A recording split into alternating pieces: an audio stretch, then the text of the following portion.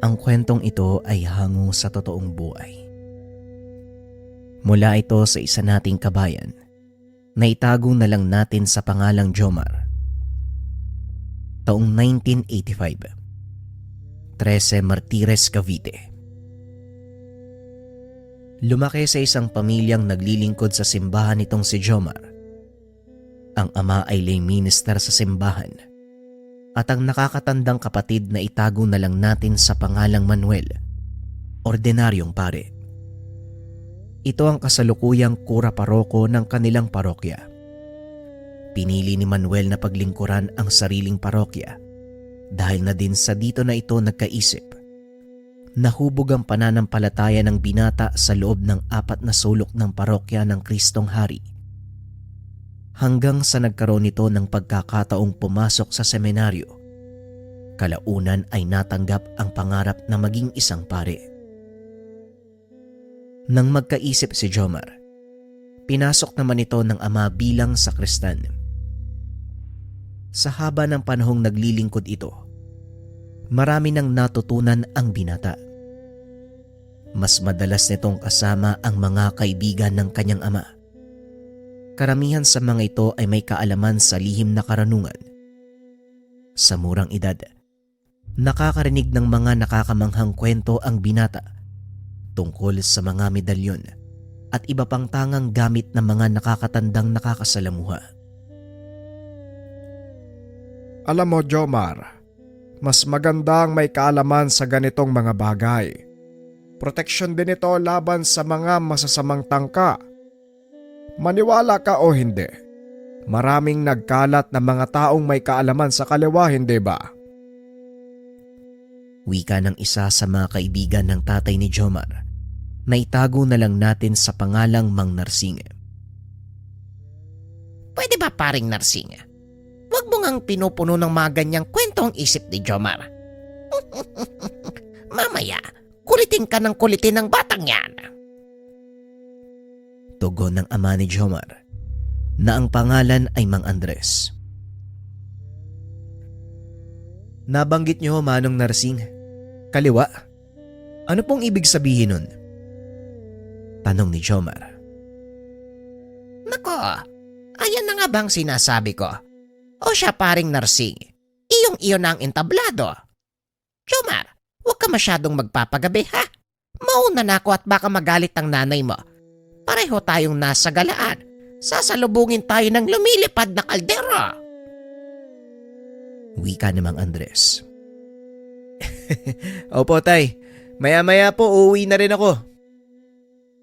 Tugon ni Jomar. Teka, ano nga ba yun? Nasaan na nga ba tayo?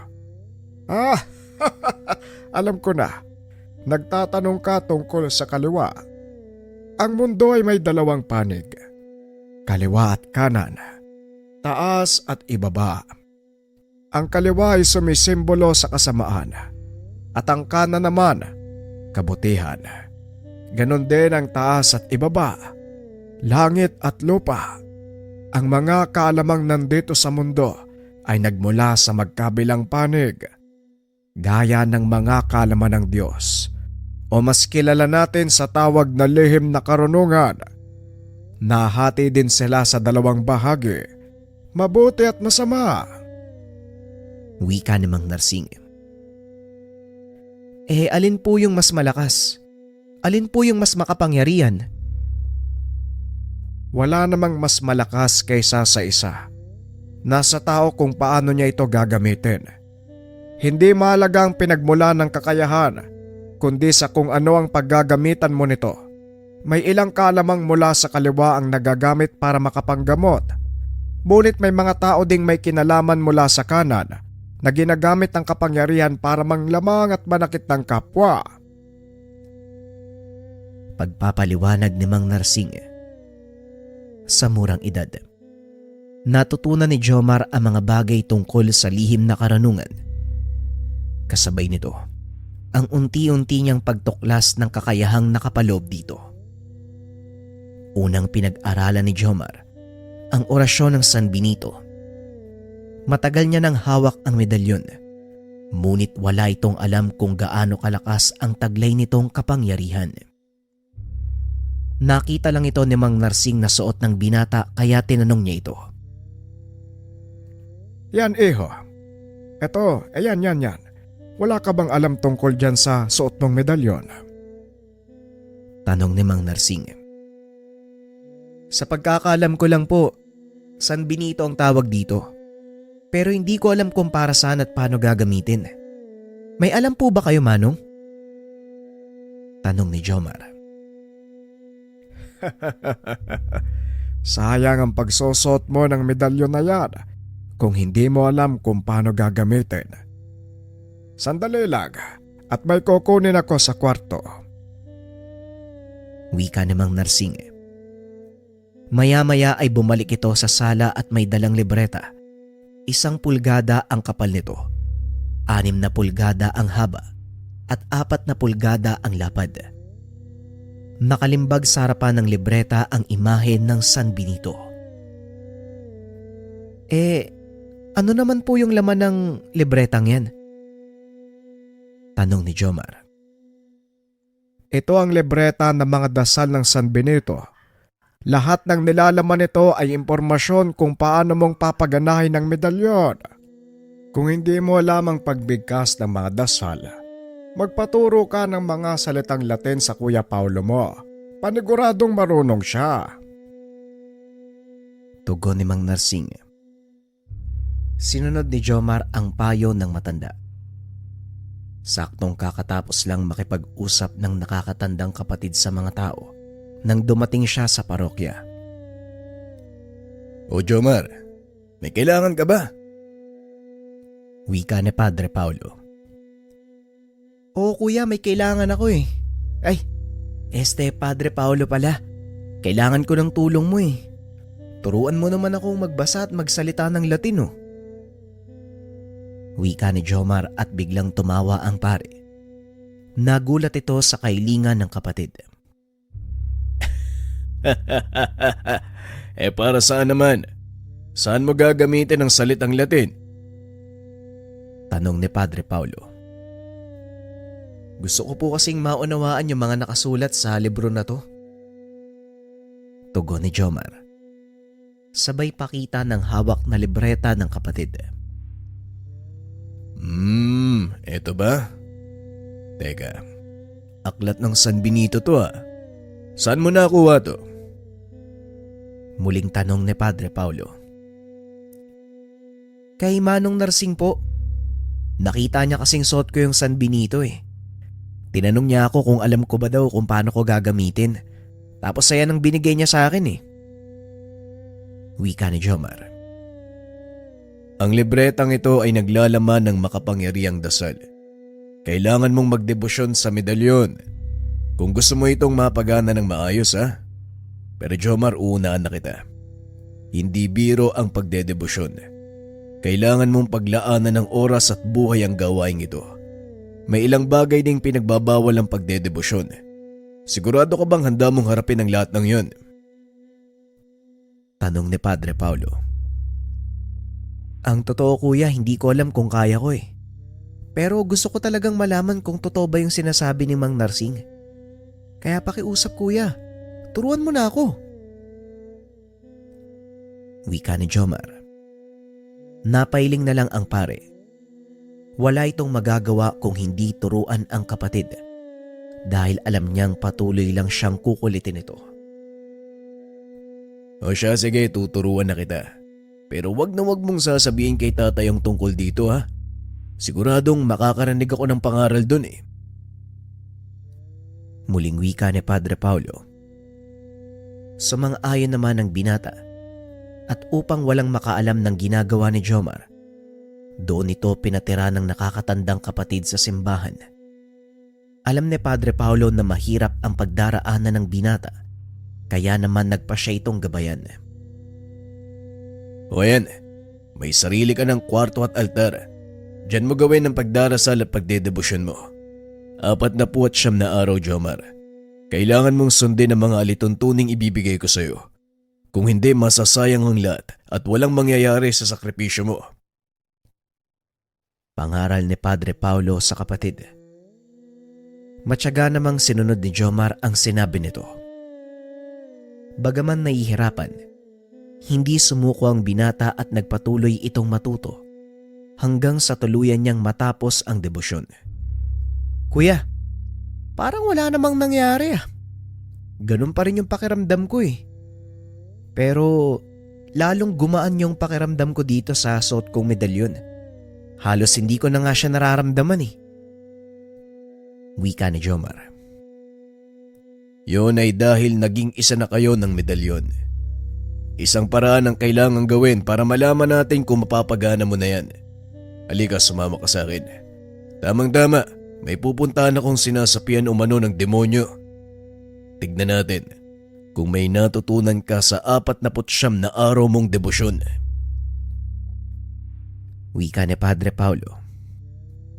Isinama nito si Jomar sa tahanan ng isa sa kanilang kababayan. Hindi akalain ng binatang maging ang mga ganitong uri ng suliranin kinakarap na ng kapatid. Ilang minutong nakalipas, narating nila ang tahanan ng sinasabi ni Padre Paulo. Nagulat si Jomar dahil naroon din si Mang Narsing.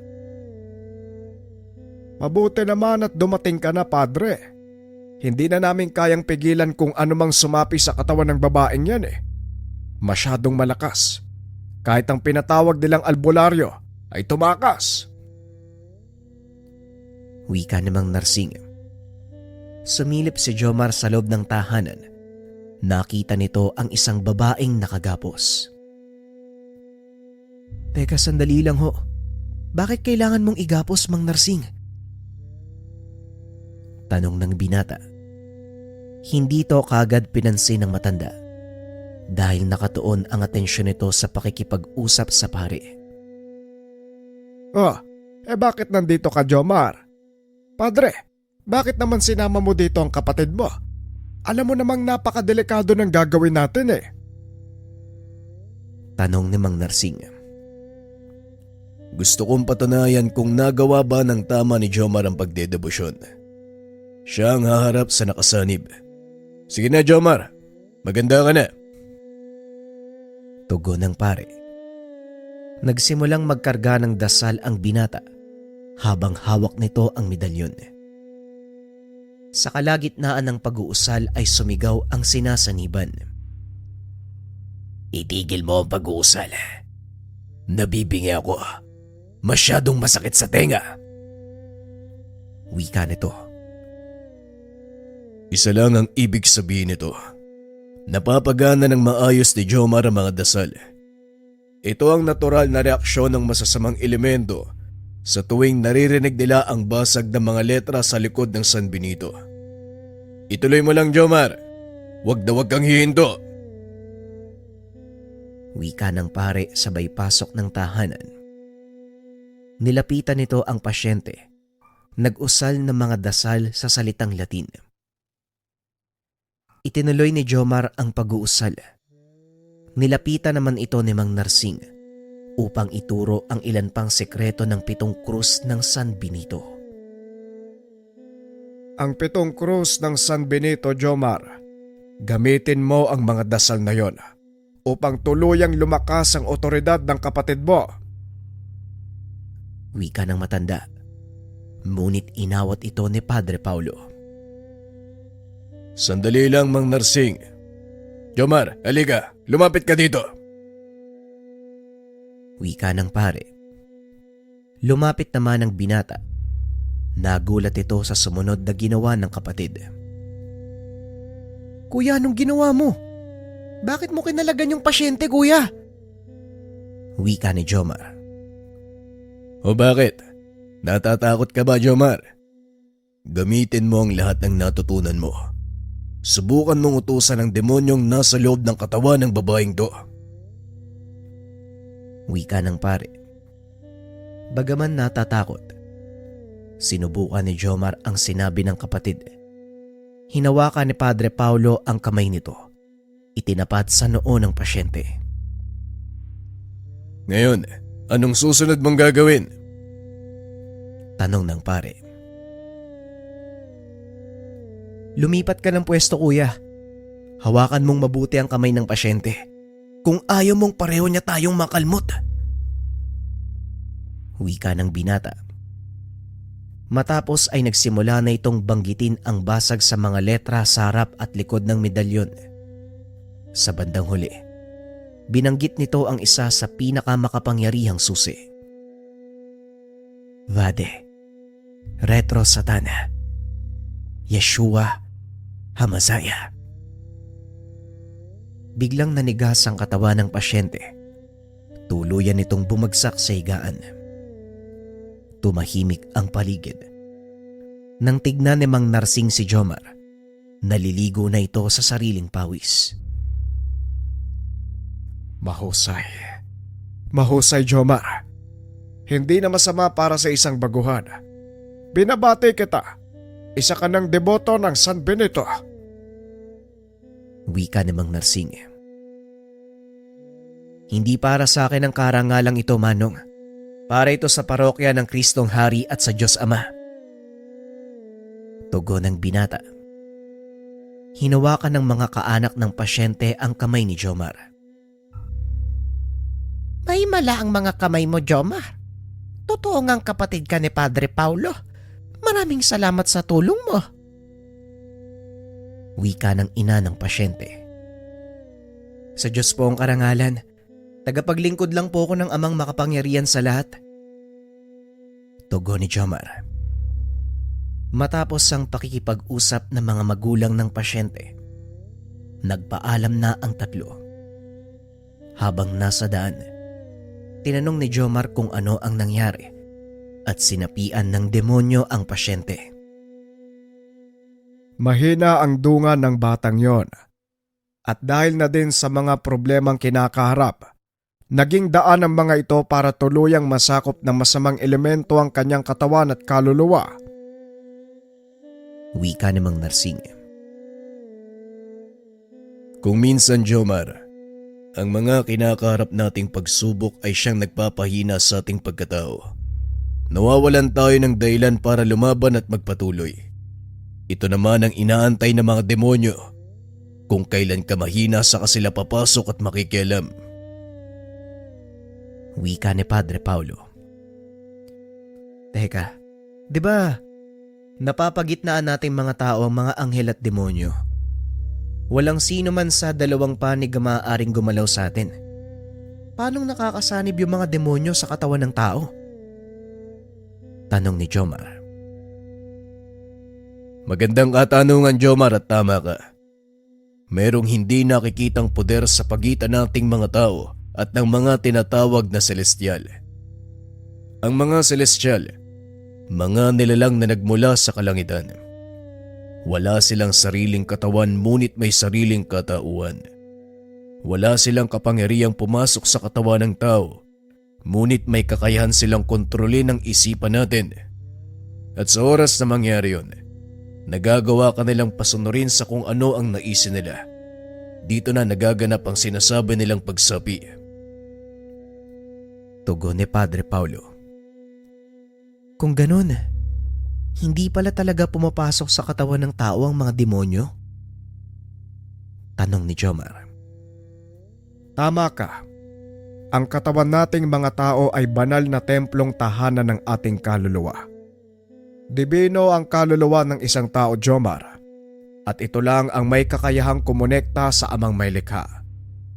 Bago pa man manahan ng espiritu sa katawang mortal, may sarili itong pag-iisip. Perpekto ang bawat pagpapasya at walang alinlangang sumasamba sa Diyos. Ngunit sa oras na mailagay na ito sa katawang lupa, nagkakaroon na ng limitasyon ng mga kaluluwa. Nawawala ang mga bagay na kaya nilang gawin. May ilang naiiwan, ngunit hindi na ito kagaya ng bago sila ilagay sa katawan. Pagpapaliwanag ni Mang Narsing. Napuno ng kaalaman ang isipan ni Jomar ng mga sandaling iyon. Mga aral na noon niya lamang nalaman. Napagtanto ng binata, sadyang marami pa siyang hindi natutuklasan sa mundo. Marami pa pala akong kakaining bigas. Pero salamat po sa inyong dalawa ha. Kasi kung hindi nyo sinabi sa akin yung mga bagay na yan, malamang hanggang sa kamatayan, mananatili na lang katanungan sa akin yan. Wika ni Jomar. At dahil nagawa mong pagtagumpayan ng una mong misyon, may gantimpala ka sa akin. Puntahan mo ako sa aklatan ng parokya, may ipapakita ko sa iyo. Tugon ni Padre Paulo. Kakarating lang nila sa parokya ng mga sandaling iyon. Nagpaalam na uuwi na si Mang Narsing. May gagawin pa itong importante. Matapos magdasal ng rosaryo at magpakain ng dasal sa kanyang medalyon, pinuntahan ng binata ang kapatid sa aklatan. Nakita niya itong nakatayo sa pinakadulo ng mahabang silid. Ang aklatan na ito ay naglalaman ng mga mahalagang impormasyon mula sa kung saan nagumpisa ang parokya at kung bakit ito itinayo. Pero hindi yan ang dahilan kung bakit ka nandito, Jomar. Wika ni Padre Paulo. Kung ganun kuya, anong rason ng pagpapapunta mo sa akin dito? Tanong ni Jomar. Inilapag ni Padre Paulo ang malaking itim na libro. Sobrang kapal nito na halos isang dangkal, isang talampakan ng lapad at isa't kalahati naman ng haba. Alam mo ba kung anong aklat na ito? Tanong ng pare. Opo kuya, ang banal na kasulatan ng Diyos, ang Biblia. Pero bakit may ibang lengguwaheng nakasulat? Tanong ni Jomar. Magandang katanungan. Ang tawag sa lengguwaheng ito ay Aramaic. Ito ang salitang ginamit ng ating Mesaya, ang Panginoong Kristo Jesus. At ang aklat na ito, nakalimbag ang kumpletong mga kasulatan ng mga propeta. Kung natatandaan mo, ilang aklat meron ng kabuuan ng Biblia mula sa luma hanggang sa bagong tipan? Tanong ni Padre Paulo. Simple lang. 66, 39 mula sa lumang tipan at 27 naman mula sa bagong tipan. Kuya naman, pinapunta mo ba ako dito para bigyan ng pambatang pagsusulit? Tanong ni Jomar. Tama ang sagot mo, pero mali. Wika ni Padre Paulo, na labis namang ipinagtaka ng binata. Paano mo nasabing mali kuya? Hindi ba ikaw ay nagturo sa akin ng tungkol sa Biblia simula nung bata pa ako? Tanong ni Jomar. Tama ka, pero may ilang bagay akong hindi isinama. At para sa mas malawak na kaalaman, eto basahin mo. Para mapagtanto kung ano ang sinasabi ko. Ikaw mismo ang tumuklas, Jomar. Naupo ang binata at binuksan ang aklat. Nung una ay hindi niya ito maintindihan dahil bukod sa kakaiba ang lengguwaheng ginamit, masyado ng luma ang libro at medyo nabubura na ang ilan sa mga letra. Hindi ko naman mabasa yung mga nakasulat kuya. Paano ko ito maiintindihan? Tanong ni Jomar. Dahil binabasa mo ito gamit ang iyong mga mata. Bakit hindi mo subukan basahin ang mga nakasulat gamit ang iyong puso? Alisin mo sa isipan ng mga hindi kailangang kaalaman. Sabi nga nila, itapon mo ang laman ng iyong sisidlan para ito ay muling malamnan. Tugon ng pare. Matapos ay lumabas na ito. Naiwang mag-isa si Jomar habang pilit na iniisip ang sinabi ng kapatid. Ipinikit nito ang mga mata. Huminga ng malalim. Inilapat ng binata ang mga kamay sa pahina ng aklat. Unang binasa ni Jomar ang aklat ng lumang tipan.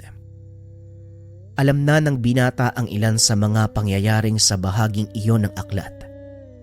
Ngunit may natuklasan itong mga testamento mula sa isang patriarkang nagngangalang Enoch. Si Enoch ay ama ni Metusela na ama naman ni Moises.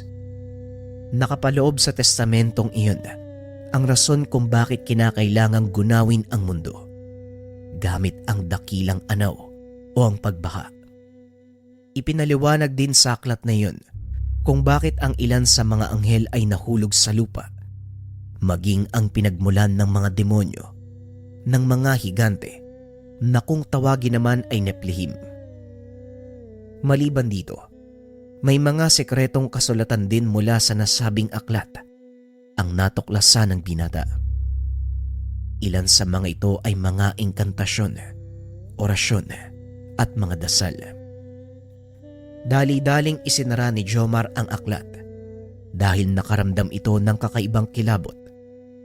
Maya-maya pumasok si Padre Paulo na may dalang isang baso ng tubig. O ito, inumin mo.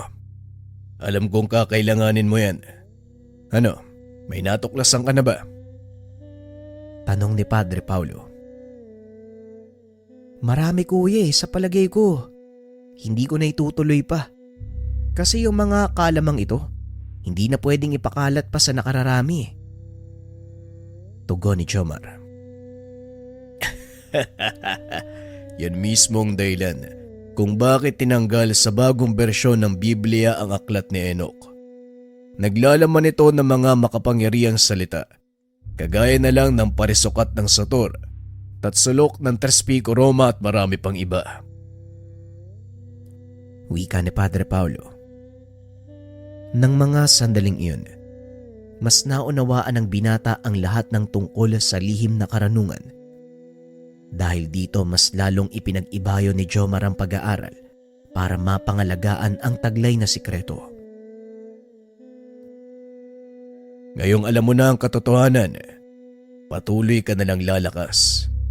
Hindi ko na din kailangan sabihin sa'yo na maging mabuting tao ka dahil alam ko naman yun. Pero mag-iingat ka dahil marami ang maghahangad na subukin ang kakayahan mo, lalo na ang may kaalaman sa kaliwa. Pangaral ng nakakatandang kapatid. Fast forward tayo ng ilang taon. Nagtapos ng sekundarya si Jomar. Piniling mag-aral ng kolehiyo sa isang pamantasan sa Maynila. Dito naranasan ng binata ang unang pakikipagtuos sa kapwa may alam. Papalabas ng kwarto nakasalubong nito ang isang dalaga. Normal lang ito sa paningin ni Jomar.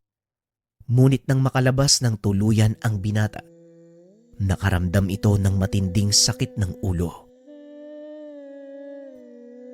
Ang pagkakamali mo, masyado ka nagpapakampante eh. Anong akala mo? Ikaw lang ang may alam? Tanong ng dalaga. Dali-dali namang nag-usal ng pangkalasang binata. Nagtaas siya ng depensa. Pasensya na pero hindi ko alam kung anong ibig mong sabihin.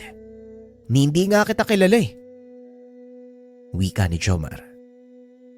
Kung sa bagay, bago ka nga pala dito no?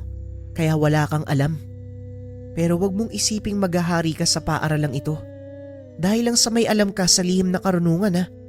Tandaan mo, hindi lang ikaw ang marunong magbato ng mga dasal. Tugon ni Luna. Alam kong may kaalaman ka. Kaya nga ako tinamaan ng binato mong tigalpo eh. Pero ang tanging intensyon ko ay pumasok sa eskwela. Wala akong pake sa mga sinasabi mo at isa pa, bakit ko naman papangaraping maghari dito? Wika ng binata sabay lakad palayo. Ilang beses pa siyang sinubukang tigalpoy ng dalaga. Ngunit hindi na ito tumalab dahil sa lakas ng depensang taglay ni Jomar. Hindi pa tayo tapos, tandaan mo yan. Magkikita pa tayo. Huminto sa paglalakad si Jomar. Hinarap ang dalaga. Kung gugustuhin ko, dapat kanina ka pa nakalohod eh. Sa ginawa mong pagtigal po sa akin ng paulit-ulit kahit wala naman akong ginagawa sa'yo. Nasa akin ang lahat ng dahilan para gantihan ka. Pero hindi na kita papatulan kasi halata namang wala kang alam sa kung anong pinaggagawa mo. Ngayon, kung gusto mo talaga ako makasagupa, ikaw ang bahala. Pagbibigyan kita sa ngayon pero sa susunod, Makikita mo kung anong kaya kong gawin. Wika ni Jomar. Pagkawi nito sa tahanan, saktong naroon na si Padre Paulo. Kausap nito ang kanilang ama. Lumapit ang binata upang magmano. Kumusta ang araw mo? Parang pagod na pagod ka. Tanong ni Padre Paulo. Opo kuya eh. Ang hirap hanapin ng mga kwartong papasukan ko. Dumagdag pa yung... Hindi na naituloy ang sasabihin dahil nakikinig ang ama. Ano yun? Ano yung dumagdag, Jomar? Tanong ng nakakatandang kapatid. Yung mga kaklase ko kuya. Oo, tama yun nga. O siya, magpapahinga na po muna ako ha. Hindi na pala ako kakain tay. Busog na ako eh. Tugon ng binata. Ramdam ni Padre Paulo na may kakaiba sa kapatid. Kaya naman sinundan niya ito sa kwarto. Ano yun? Magsalita ka. Alam kong may kakaibang nangyari. Tanong ni Padre Paulo. Kasi may nakilala ako sa eskwela.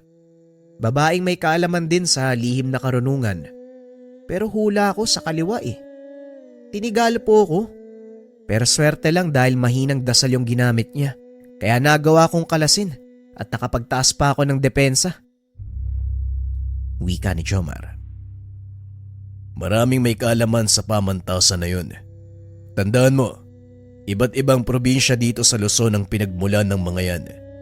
Maaari kang makasagupa ng mga mambabarang, mangkukulam, kahit aswang. Pero ang pinakawag mong susubukang kalabanin, ang mga wikan. Babala ni Padre Paulo. Wikan? Ano yun? Ngayon ko lang narinig yun kuya. Tanong ni Jomar. Sila ay uri ng mangkukulam na merong kakayahan na kumonekta sa kalikasan. May hahalin tulad sila sa mga babaylan na may sariling alam na orasyon. Hindi kagaya mo, ang kanilang mga dasal ay hindi kinuha mula sa karunungan ng Diyos. Malakas ang kapangyarihang taglay ng isang ganap na wikan. Sa pamamagitan lang ng salita, maaari kanyang paluhurin, lalo na kung mahina ang depensa mo. Pagpapaliwanag ni Padre Paulo. Dito na kinabahan si Jomar dahil wala siyang nakitang anumang medalyon na suot ang nakilalang dalaga. Naku po, mukhang naloko na. Wala akong nakitang medalyon o mutya dun sa babae kanina eh. Hindi kaya isa siyang wikan? Wika ni Jomar. Medyo kinabahan na rin ang nakakatandang kapatid. Kaya naman nagpa siya itong sama ng binata sa paaralan upang masigurado ang kaligtasan. Ngunit nasorpresa si Jomar sa natuklasan. Kinabukasan, pababa ng sasakyan ng binata kasama si Padre Paulo. Sa gate pa lang, pinagtitinginan na ito ng mga gwardya dahil hindi mapagkakamalang pare ang binata. Nakasuot ito ng itim na jacket at may itim na pantalon. Maglakad ka lang ng tuwid. Huwag mong pansinin ang mga tao sa paligid. Wika ni Padre Paulo. Ayos ka din kasi kuya eh. Bakit hindi ka na lang nagsuot ng sutana? Mukha kang leader ng sindikato dyan sa ayos mo eh. Tugon ni Jomar. Mas mabuti ng ganito nang hindi ako makikilala. Biglang naalala ng binata na dito din nagtapos ng 4 na taong kurso ang nakakatandang kapatid bago magpatuloy sa seminaryo. Malapit na sila Jomar sa gusali kung saan naroroon ang kanyang silid-aralan. Nang nakasalubong nila ang mga estudyante sa ika-4 na baitang. Hindi alam ni Jomar kung ano ang kurso ng mga ito. Ngunit nagulat ang binata dahil nagsipagyukuan ang mga ito at huminto sa paglalakad habang dumadaan sa harapan nila si Padre Paulo. Ayos ah. Para ka talagang leader ng sindikato kuya. Wika ni Jomar. Sa hindi kalayuan, nakita ng binata ang dalagang nagbato ng tigalpo sa kanya. Dali-dali itong itinuro kay Padre Paulo. Nang makita ng dalagang siya ang pinag-uusapan ng dalawa, mabilis itong pumasok sa silid. Yun ba? Siya ba yung sinasabi mong babae? Tanong ng pare. Siya nga kuya, hindi ko alam kung anong tangan niya o aral na nalalaman. Pero isa lang ang sigurado ko, may kaalaman siyang taglay. Tugon ni Jomar. Tama ang hinala mo, Jomar. Pero kung mahinang tigalpo lang ang binato niya sa'yo, wala kang dapat alalahanin. Dahil binibigyan ka lang niya ng babala. Mas mabuting kausapin mo siya na maayos dahil siguradong may gustong iparating sa'yo ang babaeng yan.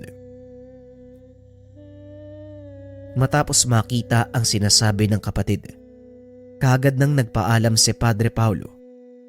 Saka lang nalaman ng binata na kilalang kilala pala ang kapatid sa paaralang iyon. Gayunpaman, hindi na naging malaking usapin ng pagkakakilanlan ni Padre Paulo sa lugar. Dali-daling pumasok sa klase ang binata at nakita nito ang dalaga. Nakahinga ng maluwag ang binata dahil hindi na ito mahihirapan sa paghanap. Naupo si Jomar sa tabi ng dalaga. Ang lakas ng loob mong tumabi sa akin ah. Sawa ka na ba sa buhay mo? Tanong ng dalaga. Hindi naman sa ganun. Sabihin na lang natin na hindi ako natatakot sa mga banta mo. At isa pa, gusto kitang kausapin tungkol sa mga sinabi mo sa akin eh. Tugon ni Jomar. Nasabi ko na ang lahat ng dapat kong sabihin. Kung talagang matigas ang ulo mo, patuloy kang makikipag-usap sa akin. Desisyon mo yan. Huwag mo kong sisisihin kung mapapahama ka man. Wika ng dalaga. Nagtataka nga ako kung bakit mo sinasabing mapapahamak ako. Hindi ko alam kung anong meron sa paaralang ito eh. Kung anong meron sa'yo. Kaya nga gusto kitang makilala ng lubusan. Luna ang pangalan mo, di ba? Ako nga pala si Jomar. Pagpapakilala ng binata. Talagang hindi ka nakikinig ano? Bahala ka nga dyan.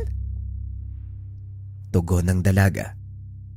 Patuloy na sinundan ni Jomar si Luna dahil pareho lang ang mga asignaturang pinapasukan nila. Iisang kurso lang ang kinukuha ng mga ito. Hanggang sa matapos na ang klase, nakasunod pa rin si Jomar sa dalaga. Hindi mo ba talaga ako lulubayan? Ang sabi ko umalis ka na dahil wala akong panahon para… Hindi na naituloy ng dalaga ang sasabihin. Tila may kung ano itong naramdaman. Oh, anong problema? Hindi ba gusto mo ng kasagutan? Ayan na, paparating na sila. Tugon ng dalaga. Napalingon si Jomar sa direksyong tinititigan nito. Nakita ng binata ang grupo ng kabataan.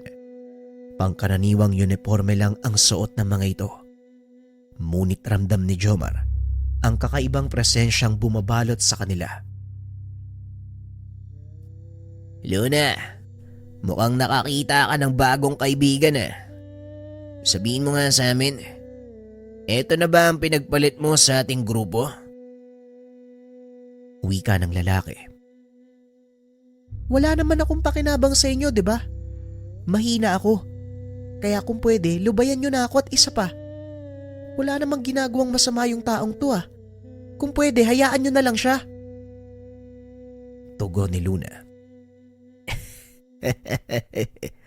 Hayaan. Alam mo ang patakaran sa paalalang ito. Kaya huwag kang makialam kung ayaw mong pati ikaw masaktan. Hinawi ni Jomar ang dalaga papunta sa kanyang likuran upang kausapin ang binata. Pasensya na pero mukhang hindi tama yung ginagawa nyo ah. Hindi ko hahayaang may masaktan dahil lang sa kung anumang tradisyong pinaniniwalaan nyo. Tumawa ng malakas ang binata. Inakbayan si Jomar. Hindi lang to basta tradisyon. Hindi kami papayag na may kung sinong baguhan ang magmagaling dito sa teritoryo namin. Rodel, tama na. Bitawan mo siya. Wala namang kinalaman si Jomar dito ah. Yung pala. Jomar pala yung pangalan mo. Wes, gusto ko lang din magpakilala. Ang pangalan ko ay Rodel. Siguro naman, nasabi na ni Luna kung ano kami. Kaya kung ayaw mo maging miserable ang pananatili mo sa paaralang ito, sumunod ka sa patakaran namin. Gawin mo ang lahat ng sasabihin namin. Wika ni Rodel. Hinawakan ni Jomar ang kamay ni Rodel. Inalis sa pagkakakbay. Paano kung ayoko? Anong gagawin mo? Wika ni Jomar. Nanlaki ang mga mata ni Rodel nang maramdaman nito ang biglang pagtaas ng enerhiya ng binata. Napatras. Nagpa siyang umalis. Huwag kang mag-alala. Sasagutin ko yan sa susunod nating pagkikita. Tugon ni Rodel. Yan, ganyan nga, umalis kayo. Palibasa, mahihina ang pinagdidiskitan nyo eh. Wika ni Jomar. Sabay halik sa kanyang medalyon. Medalyon? Ang bunga kala ko kagaya kita. Wika ng dalaga. Sabi nila, antingero daw ang tawag sa mga kagaya kong may hawak na anting-anting. Ikaw, ano ba ang kaalaman mo? Tanong ni Jomar. Gaya nila Rodel, isa akong wikan. Pero hindi ako nakisama sa kanila eh. Mali ang ginagawa nila. Pasensya ka na kung sinubukan kitang saktan nung una nating pagkikita. Gusto ko lang sanang bigyan ka ng babala sa kung anong kakaharapin mo habang nandito ka sa pamantasan. Pagpapaliwanag ng dalaga. Huwag kang mag-alala. Nasabihan na ako ni Kuya Paolo bago pa man ako pumasok dito. Alam ko mangyayari to. Tugon ni Jomar. Paolo? Yun ba yung kasama mo kanina, yung malaking tao? Nakasuot ng itim na damit? Oo, siya nga yun. Alam mo ba kung gaano kakilalang kapatid mo dito sa paaralan? Kanina hindi, pero ngayon alam ko na eh. O siya, tara uwi na tayo. Nga pala, saan ka nakatira? Baka pwede kitang idaan. May dala kasi akong motor eh. Hindi na. Malapit lang naman dito yung bahay ko eh. Salamat na lang. Ganun ba? O sige, sabay na lang tayong lumabas. Naroon din kasi sa labas ng paaralan yung motor ko eh. Pag-uusap ng dalawa. Nagpatuloy na sa pag-uwi ang dalaga at gaya ng sinabi nito, ilang metro lang ang tahanan ng dalaga mula sa paaralan. Nang masiguradong ligtas na, saka naman sumakay ng motorsiklo ang binata para umuwi. Kinabukasan, pangkaraniwang araw lang ito para kay Jomar. Wala namang nangyaring kakaiba. Ngunit ang ipinagtataka nito, hindi pumasok ng klase si Luna. Naisip ng binata na baka nahuli lang ng pasok. Kaso nga lang natapos na lang ang araw. Hindi niya nakita ang dalaga sa paaralan. Hindi na nagabalang magtanong si Jomar sa mga kaklase dahil wala rin namang masyadong nakakausap si Luna. Nang makalabas na ito ng paaralan, napansin ng binata ang pangkat nila Rodel. Palabas ang mga ito sa eskinita kung saan nakita ni Jomar na pumasok si Luna. Muli itong bumaba sa motor. Naglakad papunta sa eskinita. Sandali pang tumayo ang grupo kaya nagawang makalapit ni Jomar nang hindi namamalayan nila Rodel. Ano, Gian? Nagawa mo ba ang sinasabi ko? Baka mamaya pumalpak ka na naman ha? Hindi tayo dapat magkamali. Lalo pat may malakas sa kasangga si Luna. Wika ni Rodel sa isa nitong kasama. Hindi yan, Rodel. Alam kong pupuntahan siya ng lalaking yun. At sa oras na pumasok siya sa bahay nila Luna, siguradong hindi na siya makakaligtas. Narinig ni Jomar ang lahat ng pinag-uusapan ng mga ito. Sigurado ang binata na siya ang punterya ng mga wikan. Nagpasya ang binata na wag tumuloy sa pagpunta sa bahay ni Luna. Dali-dali itong umuwi. Sinabi ang nangyari sa kapatid. Tama lang ang ginawa mo. Huwag mong alalahanin si Luna dahil hindi siya sasaktan na makauri nila. Hindi basta-basta ang makipaglaban sa mga wikan, Jomar. Hindi mo sila kakayanin kung mag-isa ka lang. Wika ni Padre Paulo. Ayoko lang na may mapahamak ng dahil sa akin. Kaya wala akong pakialam kahit gaano pa sila kalakas. Tugon ni Jomar. Hindi yon ganong kadali, Jomar. Kung susugod ka sa kanila, antayin mo ko. Tatawagin ko lang si Mang Narsing. Mga wika ng kalaban natin dito. At bilang kapatid, hindi kita maaaring pabayaan. Wika ni Padre Paulo. Hindi na nagsalita ang binata. Inantay na lang nito na dumating si Mang Narsing. Ilang minuto ang nakalipas ay dumating na ang matanda. Nasabi sa akin ni Padre Paulo ang gagawin mo. Hindi ka ba nag-iisip, Jomar? Wika ng kalaban natin dito. Hindi pangkaraniwang mga bertudes. Kaya nilang kumonekta sa kalikasan at gamitin ang enerhiya mula dito bilang sandata. Wika ni Mang Narsing. Ilang ulit ko nang pinagsabihan yan, pero hindi nakikinig. Wika ni Padre Paulo.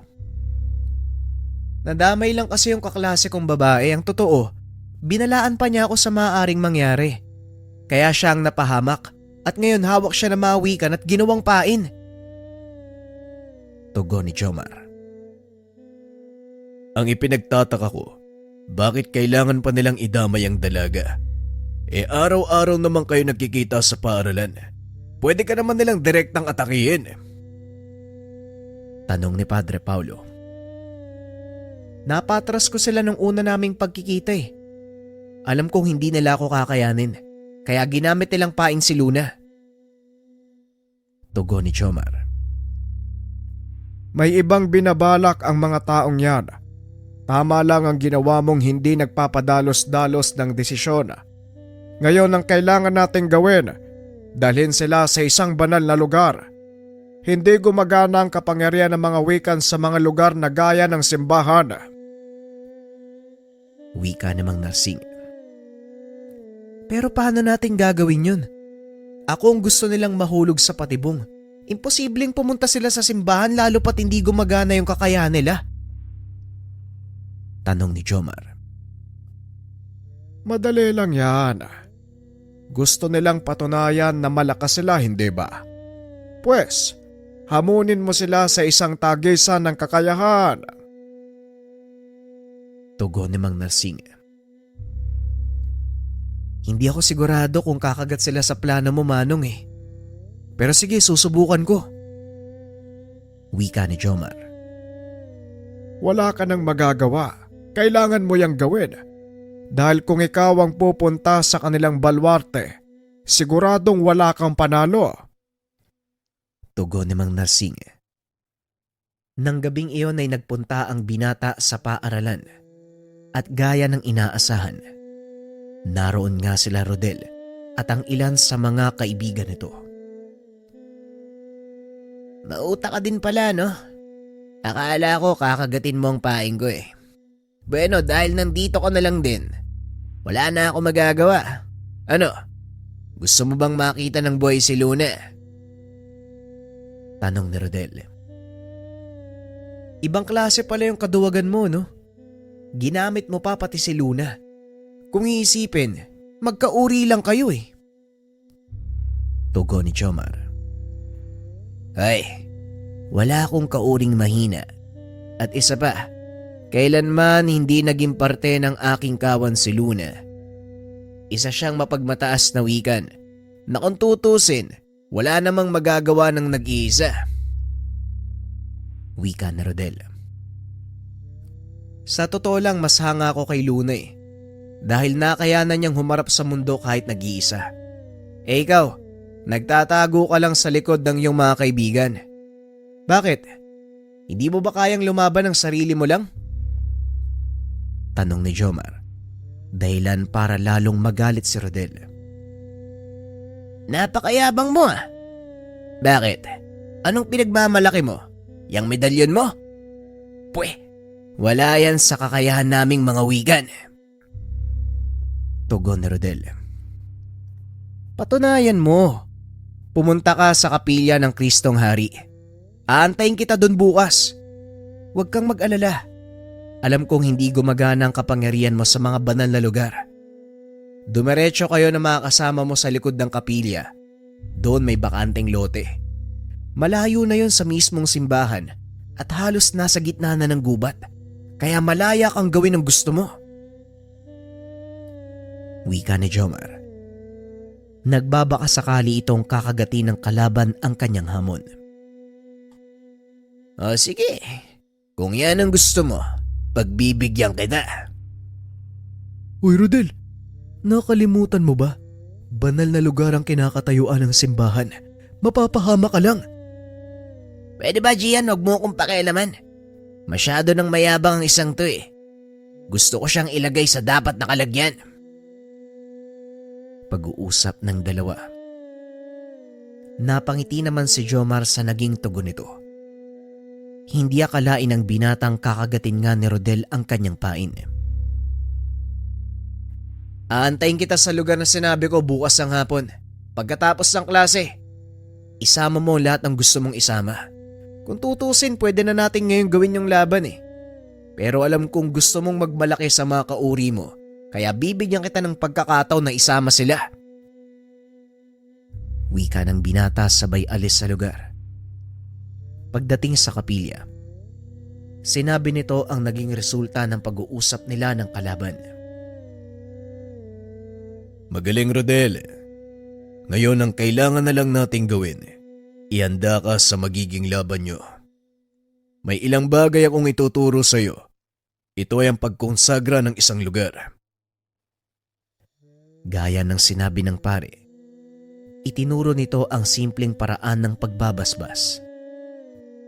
Kampante sa Padre Paulo na magagawa ito ng maayos ng kapatid dahil nagtagumpay na ito sa ginawang debosyon sa medalyon ng San Benito.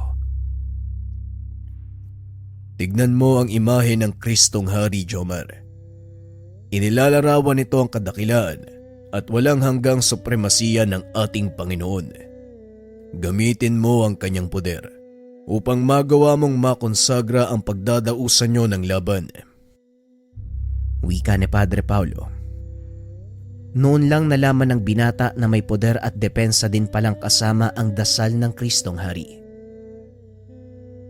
Maraming salamat kuya. Sa tinagal-tagal kong nagdadasal ng orasyon ng Kristong Hari, hindi ko napansin yung orasyong pampoder na kasama nito Tugon ni Jomar. Buong gabi niyang pinag-aralan ang dasal. Bagaman walang kasiguraduhan kung mapapagana ito ng lubusan. Malaki ang tiwala ng binata sa kanyang nakakatandang kapatid. Kinabukasan, pumasok ng paaralan ang binata. Normal na araw lang ito para sa kanya dahil gaya ng napag-usapan, hindi kikilos ang magkabilang panig hanggat hindi natatapos ang oras ng kanilang klase. Pagsapit ng hapon naunang umuwi si Jomar. Dali-dali itong pumunta sa parokya at inantay ang pagdating nila Rodel sa likod nito. Naroon na rin sila Padre Paulo, ngunit hindi nagpakita ang mga ito. Mas makakabuti kung hahayaan natin si Jomar na harapin ang labang ito. Bahagi ng kanyang pag-unlad ang pagharap nito sa ganitong uri ng pagsubok. Wika ni Mang Narsing. Alam ko, Manong, malaki din ang tiwala ko sa aking kapatid. Alam kong malalampasan niya ang ganitong uri ng pagsubok. Pag-uusap ng dalawa. Maya-maya ay natanaw na nila ang pangkat ng kabataang papasok sa lugar. Nakatayo lang si Jomar sa gilid habang inaantay ang grupo. Oh, medyo natagal lang kayo ah. Dami mong kasama. Talagang gusto magpasikat. Ano Rodel, tapusin na natin kagad. O baka gusto mo pang makipaglaro? Siguro, maglaro muna tayo. Hindi masaya kung tatapusin kaagad kita eh. Wika ni Rodel. Huwag kang magpakampante. Hindi natin alam kung anong mangyayari sa mga susunod na sandali. Wika ng binata sabay usal ng mga dasal sa kanyang medalyon. Naglakad si Rodel papalapit sa binata habang kinukumpas ang mga kamay. Nagbubulong ng mga hindi maunawa ang salita. Naramdaman ni Jomar ang biglaang pagtaas ng enerhiya sa paligid ng katawan nito. Ngunit nanatiling kalmado ang binata. Ano, Jomar? Itutuloy pa ba natin to? Pwede ka namang sumuko eh. Wala namang mawawala sa'yo kung tatanggapin mong mahina ka. Tumawa ng malakas si Jomar sa sinabi ng kalaban. Kung alam mo lang, kung alam mo lang. Ay nako, bakit ba napakayabang mong tao ka? Tanong ni Jomar. Dahil may ipagmamayabang ako. Malakas ang loob kong magsalita dahil may napatunayan na ako. Eh ikaw, ano bang napatunayan mo? Tanong ni Rodel. May napatunayan o wala, hindi yun rason para ipagyabang mo kung anong meron ka. Wika ni Jomar. Sabay taas ng kanyang depensa. Kagad namang sumugod si Rodel. Nagulat si Jomar dahil hindi nito akalaing gagamit ng pisikal na atake ang kalaban. Mabuti na lang kahit papano, naturuan din itong makipaglaban ng kanilang ama. May bubuga ka rin pala ah. Pero tignan natin kung hanggang saan. Wika ni Rodel. Sabay kumpas ng kamay. Nanigas ang katawan ng binata dahil sa tigalpong binitawan ng kalaban. Ngunit nagawa niya itong kalasin. Yun lang ba ang kaya mo? Hindi mo man lang ako magawang galusan. Wika ni Jomar. Pilit nitong inuudyukan si Rodel na ilabas ang kanyang buong lakas. Dahil ito ang susi para gumana ang orasyong ibinalot niya sa lugar. Hindi nagtagal ay nadala sa pangbubuyo ni Jomar ang kalaban. Sinubukan pa itong awatin ng mga kasamahan ngunit hindi ito nakinig. Walang makikialam. Tatapusin ko ang laban na to kahit anong mangyari. Wika na Rodel. Akmang susugod na sana ito nang biglang binalot ng kung anong liwanag ang paligid. Unti-unting napalood si Rodel. Nakaramdam ng panghihina. Yan ang nagiging resulta ng hindi pakikinig sa mga kasama. Ngayon ako magbibigay sa'yo ng kondisyon. Pakawalan mo si Luna. Ipinapangako ko sa'yo, hindi ko tatanggalin ang kakayahan mo. Anong ginawa mo sa akin? Bakit hindi ko magamit ang kakayahan ko? Nasa loob ka ng poder ng Kristong Hari. Hindi mo magagamit ang iyong kapangyarihan hanggat hindi ko to ibinababa. Tatanggapin ko ang pagkatalo ko. Susunod ako sa kondisyon mo. Ngunit isa lang ang pakiusap ko. Huwag mong sabihin sa iba ang nangyaring ito. May isang salita ako. Walang makakaalam ng nangyari ngayon. Pakawalan mo si Luna. Kakalimutan ko yung nangyaring sagupaan. Kagad inutusan ni Rodel ang mga kasama na pakawalan ng dalaga. Nagsilbing aral kay Rodel ang nangyari. Nakuha ni Jomar ang respeto ng mga wikan. Sa paglipas ng mga taon, nakapagtapos ng pag-aaral si Jomar, piniling magpatuloy bilang pulis. Hindi inasahan ng kapatid na pare ang naging pasya nito. Ngunit wala silang magagawa dahil yon ang pangarap ni Jomar. Bagaman naging matagumpay sa pulis, hindi naman ito naging hadlang upang makapaglingkod siya sa kanyang parokya. Patuloy niyang ginagamit ang lahat ng nalaman sa lihim na karunungan sa ibang pamamaraan bilang pulis. May mga pagkakataon, hindi lang mga kasong pangkriminal ang kanyang tinutugunan, maging ang mga espiritual na usapin, kanyang pinaglilingkuran. Pinagsabay niya ang bawat kaalaman upang makatulong sa lahat ng kapwa. Maraming humanga sa kakayahang taglay ni Jomar. Alam din ng mga naging kaibigan at natulungan niya na merong kakaiba sa taong ito. Hindi kayang gawin ng mga normal na tao ang mga napagtatagumpayan ni Jomar. Ngunit dahil sa kabaitan na ipinapakita ng binata, lahat ng kanyang natulungan, hindi na nagtatanong pa. Nagpapasalamat na lang sila sa naging tulong ni Jomar sa kanilang buhay. Isang pulis na tagapaglingkod ng Kristong Hari.